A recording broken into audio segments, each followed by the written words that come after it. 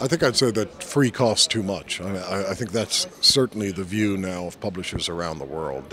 I mean, in a sense, the way the web has emerged, you have sort of a two-tier web. You have sort of the major content aggregators, the Googles and the Yahoos and search engines and the Facebooks and social media, and they are driving such a large audience, such user experiences. And then you have publishers and TV companies that are obviously trying to compete with that. And I think their belief was that if they provided free content, because that appeared to be everybody's view, that they would somehow be able to catch up with the Googles and the Yahoos. I think the reality is the gulf is so large. I think that's the first point I'd make. I think the second point is, and really was what I was talking about in my speech, is to produce content costs a lot of money. And we need to be able to get a return for that in investment. Otherwise, we can't put journalists on the road, we can't get researchers, we can't do all of these sorts of things.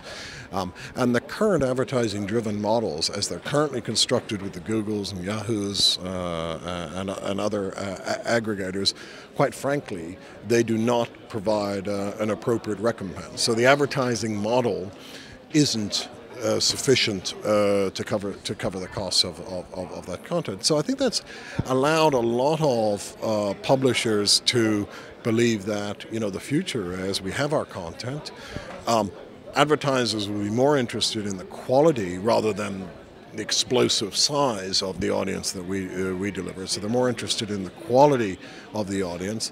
The simple view that you know, free large audience, not free smaller audience, isn't perhaps as perplexing, isn't as much problematic for publishers now. So increasingly you're going to find publishers who are putting more and more content behind paywalls as a means of delivering a qualified audience. The social media is quite a phenomenon. I mean, I look at my teenage daughters, I see how much time they spend on Facebook. I mean, I never see them. They're always on Facebook.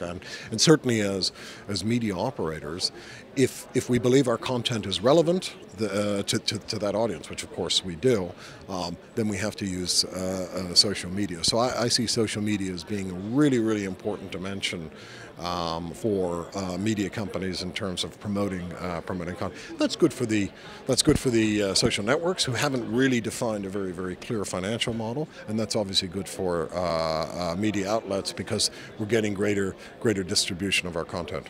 Content certainly comes to them a lot easier and faster.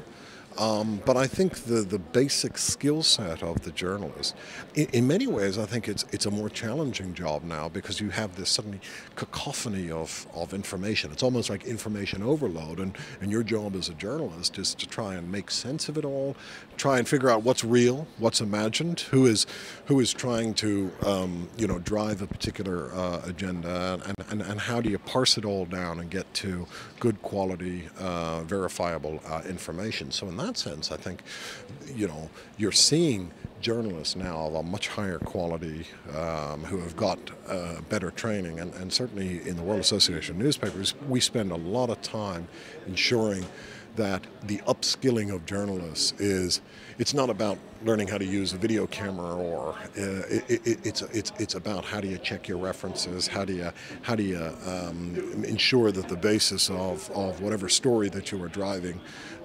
is accurate, because ultimately the internet presents a sort of a sea of misinformation. So and I think what people want when they go to any news outlet is they want reliable news. So I think that requires greater upskilling and professionalism from journalists.